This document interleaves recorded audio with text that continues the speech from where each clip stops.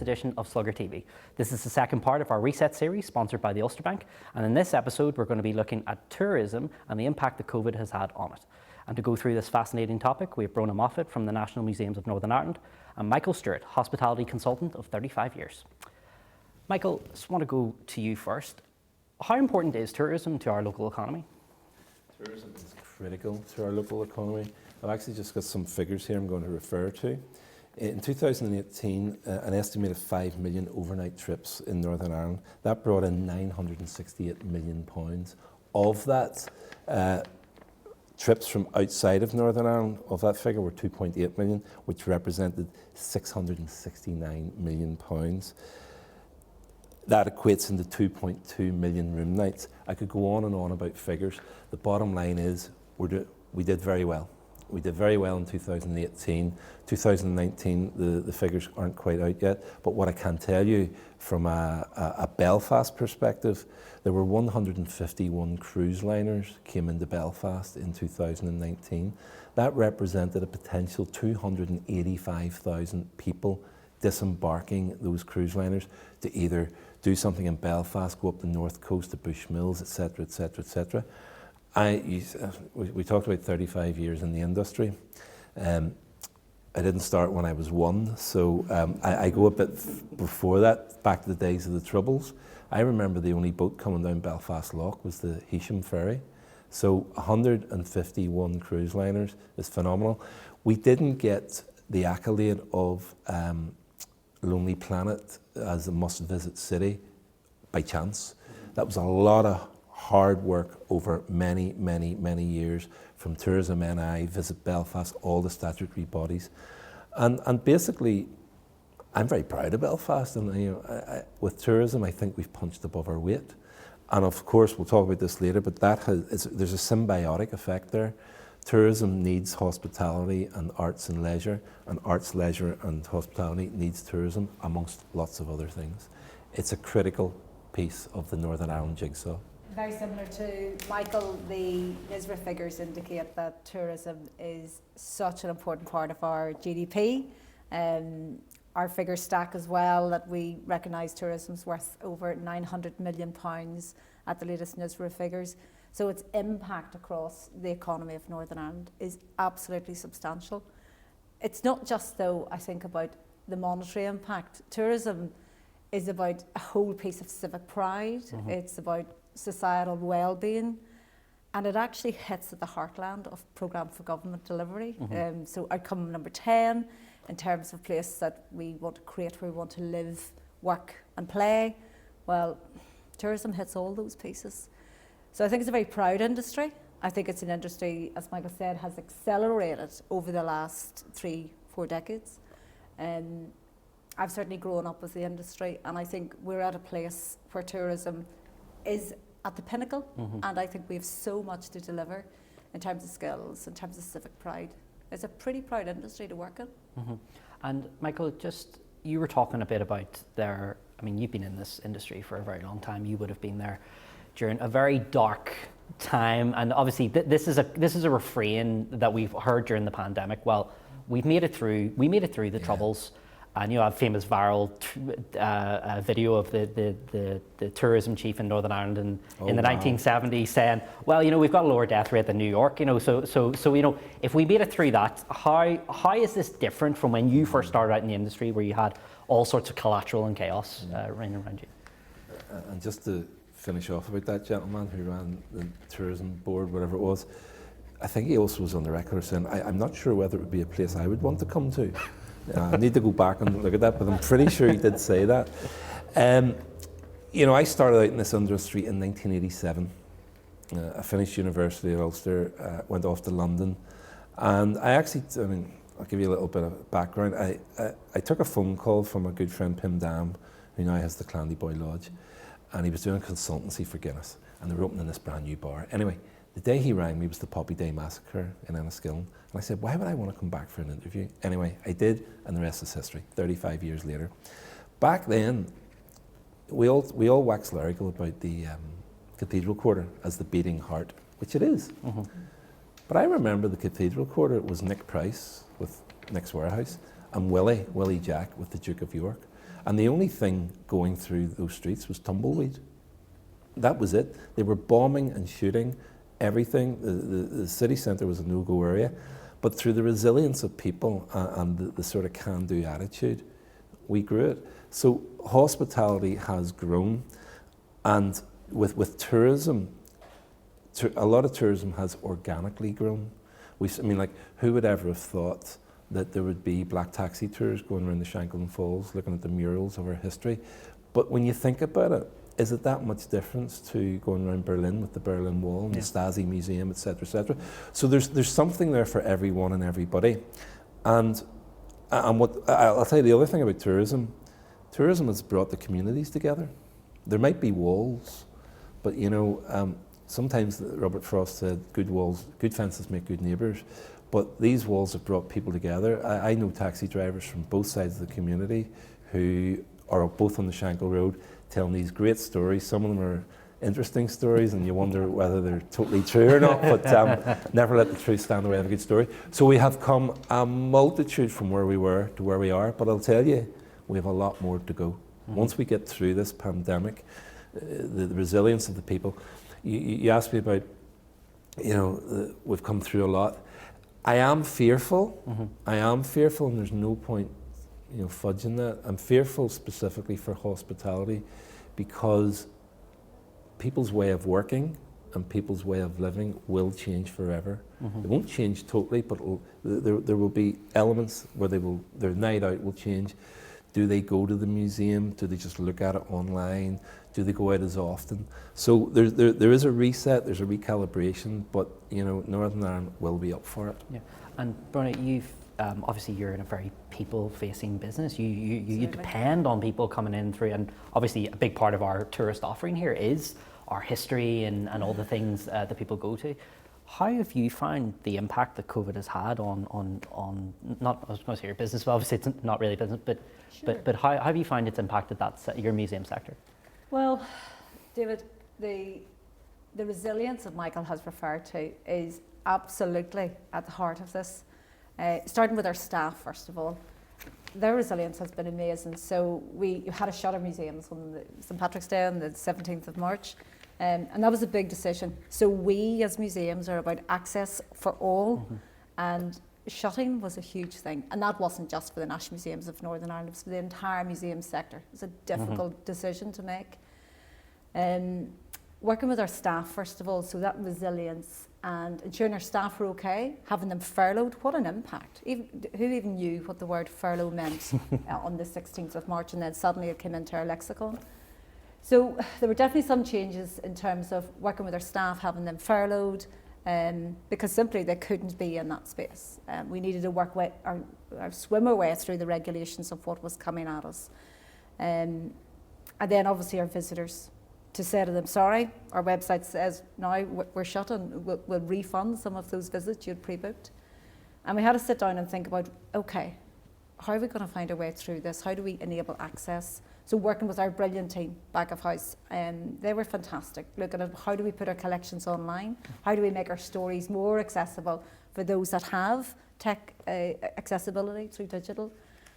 But Michael's right, there's something about replacing. To replace digitally is one thing, but the physical experience is so special. To look at Takabuti up close, that's an incredible experience. To look at the finds from the Armada, they're so important. So for us, the whole impact was working out how do we get our visitors back safely. So getting our staff back safely, and we underwent a complete reset program, rewiring how we do our business, retraining our staff, and working with our visitors to rebuild their confidence to come back. So the impact has been root and branch. But actually, what we're finding now is that for those that have returned to our museums, and they started opening in a phased pace from the 30th of July right through to the 20th of August for the 4 sites, well, visitors are having, interestingly, a really amazing experience, in some ways a better experience than before. We're managing volume. So we're at 40% of the amount of people coming through our sites previously. But people are dwelling longer.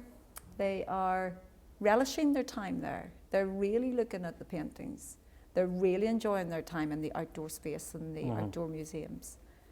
and we're getting visitor experience scores that are actually higher pre-COVID. And I think people now are reflecting their behaviours in outdoor spaces and museums, and I think that's, some of it's purposeful. We've really designed the experience to support a safe delivery. So the impact's been huge. Okay, Michael. Brona, that's an interesting point. With the indoor spaces, is that a masked environment? So for, if you think of the regulations, so for retail and cafe, which we now have, so retail we opened from day one. So that was something that we could do in quite a standard way through managing capacity. Cafes have just reopened over in the last week, and because we're phasing this, Michael, we're taking a real pace, going at pace but carefully. So our cafes are opened, and now the regulations have tightened up, obviously, where the wearing of masks is encouraged between the counter and the transition to the table. So we're supporting all the PHA regulations. So we pre-communicated. What about if you're walking around the Ulster Museum looking at the exhibits? Is that a mask environment? Most visitors are participating with that, and we also give our staff the options of wearing masks and visors. Obviously there's fresh scientific thought coming through now on visors as well. So what we're doing constantly is reviewing what PHA guidance is giving us. But we have a lot of perspex screens in place, which gives people, and we want people, where possible, to be able to see each other. So where perspex is in place, that gives you the safety, and then social distancing is also a recommendation. About post-COVID, because things will change, the way of working will change, the way of living will change. People talk about the new normal. It's not the new normal, it's the new abnormal, and people will learn to live with it.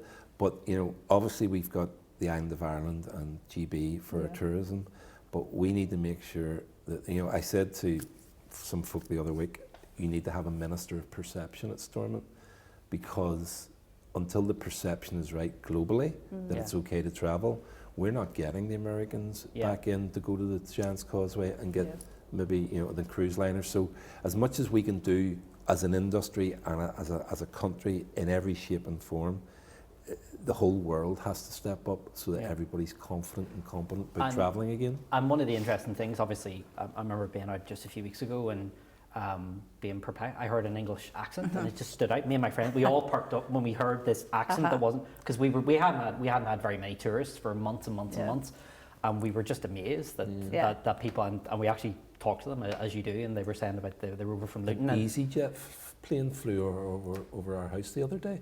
But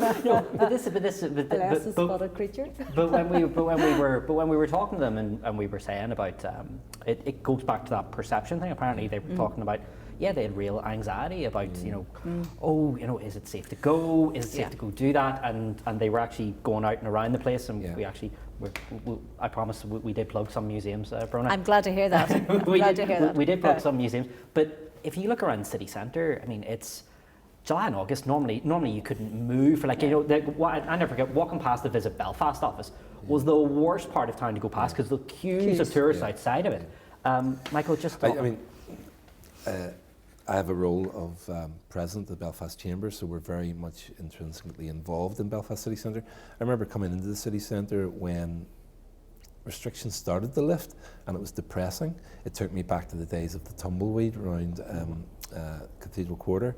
But to compare that from then to now is unbelievable. I had some friends up from Coca-Cola who are in the trade, and they were big smiles, big smiles. I said, what? And they said, you guys are punching above your weight. Your retail is busier, your bars are busier, there's a better feel. And he made a reference that you could play a football match in one of the busiest streets in Dublin.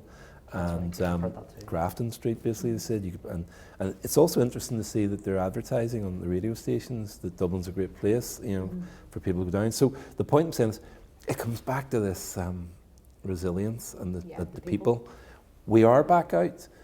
Hopefully, we can go back out responsibly and stuff.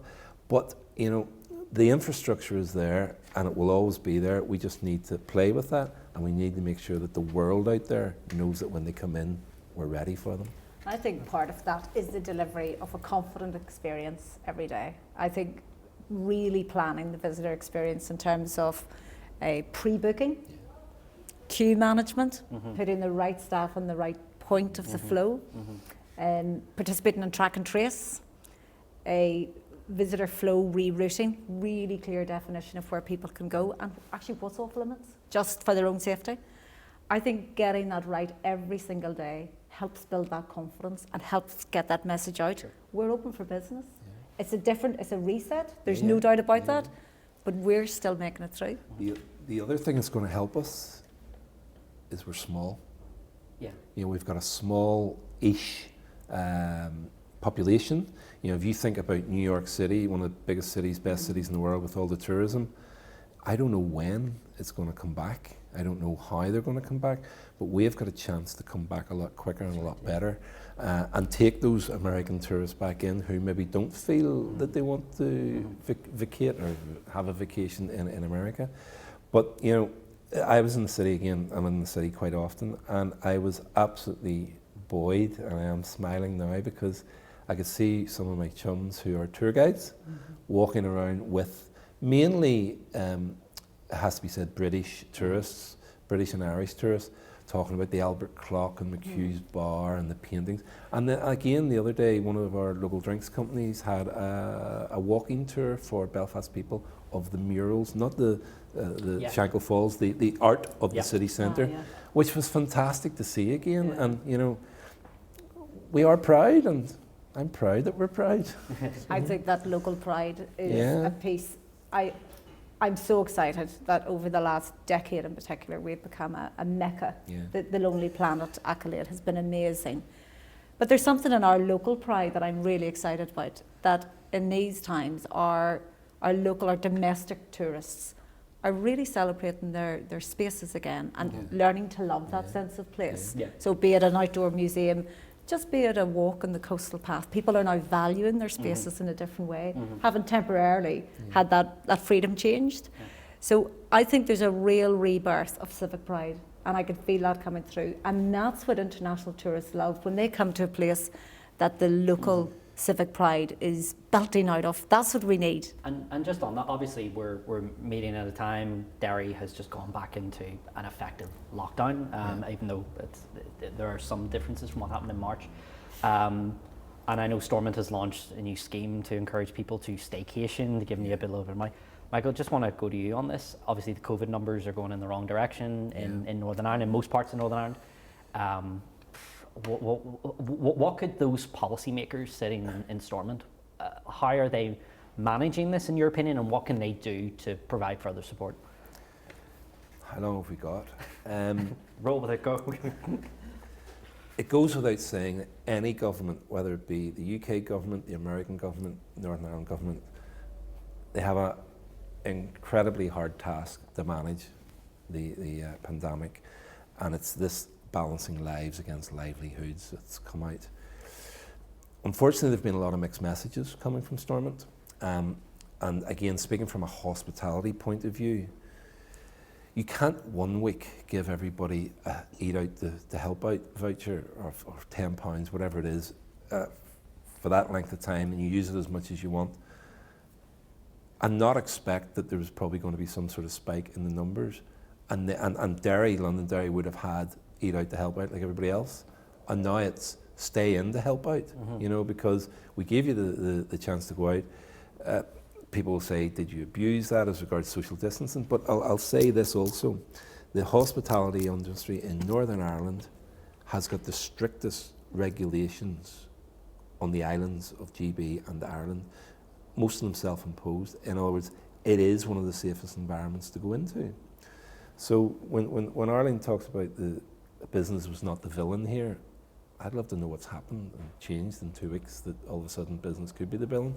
But it is a very regulated, licensed industry, as is tourism, with lots of restrictions. So those are in place for when we reset, and we will only get better again. But I think that the government do have to think more about their joined-up approach and the joined-up writing, but it's a very hard task. Brona, what do you think? Could the executive be doing more in some instances in this? So first of all, I'm going to say there's no play record here. We're in uncharted territory, and quite frankly, I take my hat off to everyone that's trying to navigate through these waters. It's really, really tricky. We've got a pandemic. It's an unknown situation, and the amount of information in which we're swimming is overwhelming. So I congratulate those people who are working through some of that. In terms of speed, of course, as a provider, as an industry provider, certainty is what we need. We do need certainty. And I do have to accept that when regulations are published, how that translates into how we provide a service, there's a digestion time. There's also confusion. People have just got used to one regulation and then another one comes through. So your question earlier about visors or masks or face coverings, there's a lot of legacy that still exists. So people they read something 2 weeks ago and they haven't appreciated that actually suddenly those regulations have upgraded. It's such a confusing time. Yeah. So for policymakers, I applaud them. I would ask them to keep on listening to the providers, work with us because we understand how we're delivering these services. We know what it feels like on the ground. So continue to work with us in the organisations such as Northern Ireland Tourism Alliance, Tourism Northern Ireland, Tourism Ireland, and ALVA, the Association of Leading Visitor Attractions. Continue to work with us in a collaboration, and then we will get regulations that are fit for purpose and applied properly, and that application is vital. Yeah, I was talking to someone who would be linked to tourism, and they were saying to me, kind of going back to your argument about business being a villain, their argument was, look, it's not in our interest for any one of our customers, any one of our things to get COVID-19. We want to keep those people out and keep people safe because we either have to close for deep cleans, we have to do all this stuff, and there's whole lots of things that you don't see if someone did have COVID-19 in our customer base. Michael, just on that, I mean, in terms of the message toward business in that respect and in tourism, how do you think that could be improved? The measures, I mean, Brona touched on it about what they do in the museums. I mean, as regards the measures, the mitigating measures, if most venues, whether it be a retail shop, a hospitality venue or a museum, haven't introduced those, then they have a problem. So all the measures that are available are currently being used. Mm-hmm. So that's the first thing. But really, ultimately, what's going to help this whole thing is the vaccine. We know that. But everybody thinks it's the silver bullet coming down. It's not, because that will have so many connotations as well. And it just won't mean, oh yeah, tourism starts coming back in. Mm-hmm. We then need to start thinking about things like, for tourism passports probably. The country where someone is coming from, do they have an immunisation programme, and are they immune, and should we allow them in? So it's not as simple as it. So there's what we can do now, and we're doing it, and there's what is coming down the tracks, and until we know what that is, we can't implement, like tourism passports, for example. Yeah, and Brona, just on that, Michael's just talked there about it's going to take a bit more time than people think, but just to kind of keep, because we're in our final few minutes, just kind of tilt it towards maybe a bit more of an optimistic note. What about the opportunities? I mean, is there anything that you were talking about on March 17th, kind of your business changing? Is there anything from that say that is there an opportunity there that potentially wasn't there before? Definitely, David.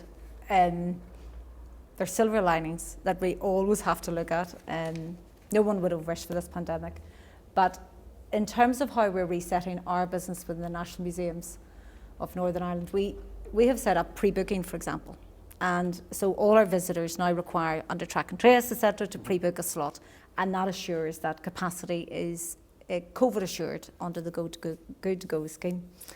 So we now have a database of people who are really willing, who have given us permissions to talk to them on an ongoing basis and begin a dialogue through customer relationship management, or CRM as they talk about in marketing terms.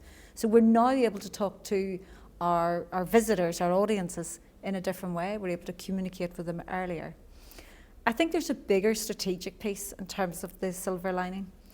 What has really buoyed me up is how the industry has come together. So working with the hospitality, tourism is an ecosystem. Mm-hmm. It's not just about a provider working independently. Of course, it's the visitor attractions integrating with the hotel provision, integrating with the bars and clubs, etc. And the willingness of people to work together, to share experiences, to help each other understand what does that PHA advice mean, and how did you approach that element of your risk assessment. People are sharing and they're working together, mm-hmm. and that's what's really buoyed me up through this, mm-hmm. that real genuine collaboration. That's been fantastic. And if we can keep that going, once we find the vaccine, my goodness, where will this industry go to? Yeah. It's incredible. Michael? Totally back up what Brona says, that the industry has come together. But the other one I would like to talk about is statutory bodies got a lot easier to deal with. You know, what would have taken months to get through took days. Again, an example, pavement cafe licence, especially again, you talked about outdoor space of the museums. People maybe feel safer outside, but that's going to be weather dependent. You know, a quick one there, you know, in hospitality, space is the new currency, and outdoor space is gold dust. And what you'll see in Belfast City Centre has happened, a lot more outdoor space being used, and the authorities not turning blind eyes, working with the venues now. Yeah. I've had statutory authorities come to us and say, what can we do for you? My goodness. Yeah. Wow. Well, I remember being at a council meeting 2 years ago and someone standing up and talking about cafe cultures. Yes. And I remember that being rubbish. It's just like, we don't have that relationship with alcohol. We're not Spain, we're not France, that'll never work. It's out there. It's not a cliche anymore. People are now sitting out because they don't, but obviously for us in Northern Ireland, it's about the weather. But the big thing about the weather is, if it's cold, put on a heavier coat and a scarf. The problem is the rain, so we need to, I'm going to use a new word, weatherize, you know, the outdoor space for winter, heat them, cover them. And you know what, we will get over this and we will defeat it, and I'm very confident and competent for the future. And bro, just on that, in terms of the way we've changed and the way we've looked at things, just even as, you know, kind of not just people who run it, but, you know, consumers ourselves. You know, again, sitting outdoors, for example, I've never done that so much in my life. I was never a fan of it before. How has this changed the way you perceive, you know, and the way you look at it? Well, for me, there's of course sorry about that, I've stumbled. That's okay. The weatherising piece, I think, is a great term. So I think a lot of more people will get outdoors, closer to nature, and find social well-being. There's lots of opportunities in that. I think the big piece for me, though, and things I've noticed, I think I'm seeing kindness breaking out again. And kindness is a word that excites me. For people mostly are now realising we are in this together. They're trying to be in it together. And genuinely see a change in society and how they behave. So when we're managing queues for social distancing to take into our sites, people are patient. They're much more patient. They want to know what the rules are around here. So I'm seeing a change, a shift in tolerance and patience and kindness. And I think that's a positive, if that's a silver lining. I suppose my last word would be, I've really been buoyed by the younger people. You know, I have a 17-year-old myself. These folks are going to learn from this. They've come through it, they will come through it. They'll be saying, what was that all about in 2020? They'll be talking about it in the history books. And but they will learn from it, because somewhere down the line, something like this is going to happen again in some shape or form, and there'll be better people for it. When Good Friday came, peace broke out, and you're right, kindness has broken out, and it's a nice thing to see. And it's good for us, and we will go forward together with that. Yeah, and just on that about, I mean, you were just, if I can get two quick final thoughts, you were talking about people working together. In other words, it does seem to be that kind of silo mentality that existed in Northern Ireland has really fallen down. So what do you think? Do you think that's here to stay? I think if we're clever enough, and I think if we're persistent, it should stay. We've had that sense of how working together can make things better. I think we're clever enough to keep that going. Michael, what do you think? Do you think silo mentality? You hope it's... You're absolutely right. I mean, especially in hospitality, it was, you know, has that bar got one up on that other bar? But you know, I've seen people working together. I'm not a fan of we're all in it together because of various things, but we absolutely will get through it together, and I think we will come out of it as better people. I genuinely think that. It sounds cliche, but I think we will come out of it better people, and that kindness element is there. Okay, well, best of luck in Thank you. Navigating this choppy Stuart. environment. Well, thank you very much for the conversation, and I want to just give a quick thanks to my guests, Michael Stewart and Brona Moffett. This is the second bit of our Reset series in partnership with the Ulster Bank. Thank you very much for tuning in. You can catch up with other articles on the Reset series on sluggerotool.com. Thank you very much for watching.